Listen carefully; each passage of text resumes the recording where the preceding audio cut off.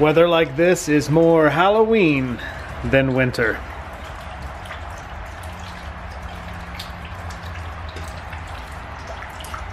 So let's talk solo albums.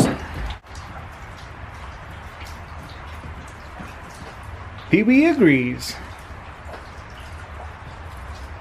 Let's get out of this rain. Welcome, fellow Kiss fans. Welcome to It's All For You Demon, celebrating the fun of being a Kiss fan. My name is Rick, and I am very seasonal in my choices of Kiss albums to listen to. Winter calls for Dynasty. Summer calls for Rock and Roll Over, Love Gun, and Alive 2. October calls for Dress to Kill.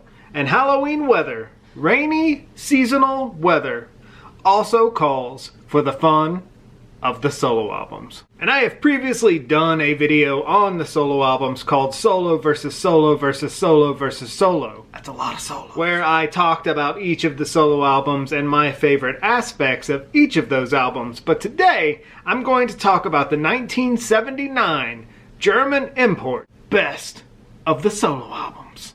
And from what I can gather, a lot of the information on the release of this record states 1979. However, the copyright on the record itself says 1978. Who can tell? I'm going with 1979. Maybe it took a year to get to the States. Now, the Best of the Solo Albums featured 3 tracks from each band member's solo album. From Ace Frehley's record, Rip It Out, New York Groove, and Speedin' Back to My Baby. From Peter Criss's solo album, You Matter to Me, Tossin' and Turnin', and Hooked on Rock and Roll. From Gene, Radioactive, Mr. Make Believe, and See You in Your Dreams. And lastly, Paul, Tonight You Belong to Me, Move On, and Hold Me Touch Me. When I was first becoming a Kiss fan in the late 80s, there was a music store in our mall called Musicland. Yes, there were stores that actually sold music. And I remember they had these Sound Saver CDs. They were basically packaged in like a long plastic long box, and the cover art would be on the top, and the CD would be at the bottom without the cover art, just in the jewel case, so you could actually see the CD and all the tracks on it. It probably saved from adding an additional insert to display the tracks. You could just look at the tracks yourself on the CD in the clear plastic packaging. And me and my buddy Dan would go to this Musicland hoping to build up our Kiss catalog of compact disc. Neither one of us had ever heard the Paul Stanley solo album. He had not owned it back in 1978, and of course in 1988 I hadn't heard it either. This is one of the Sound Savers that caught my eye every time we were in that Musicland. And honestly, it had everything to do with the cover art and that purple. And one day when we were in said Musicland, they had leftover records. This is probably 1989 at this point. CDs were the big thing. They had leftover records, and one of the records they had was Kiss Best of Solo Albums.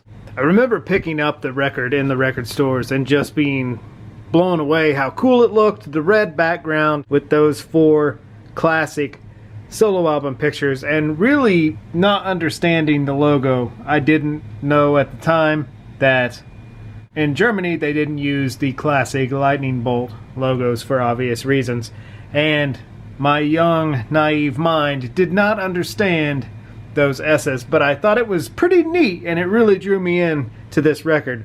This record was extremely expensive back then because of it being an import, and I had a record player at the time, but I knew my mom would have killed me throwing down the kind of money they wanted for an import record.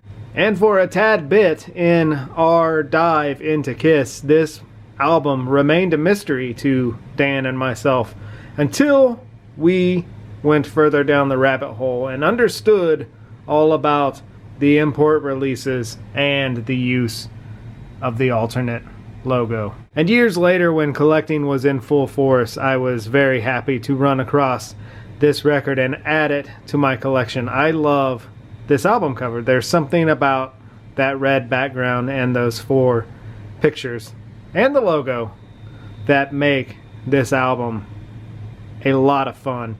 And one day I would like to collect all of the alternate logo album covers, especially the first album cover. There is something so cool about that glistening rhinestone logo. I love, and its appearance in the alternate version is very, very neat looking, and I would love to get that in my collection someday. Overall, this record is a good representation of the solo albums.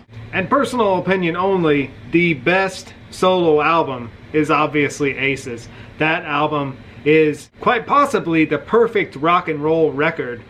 Even if you weren't a Kiss fan, that record is perfect beginning to end.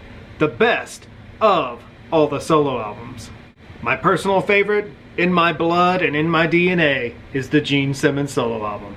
Paul's is another good example of just being a perfect Kiss record, although Ace nudges him out just a bit.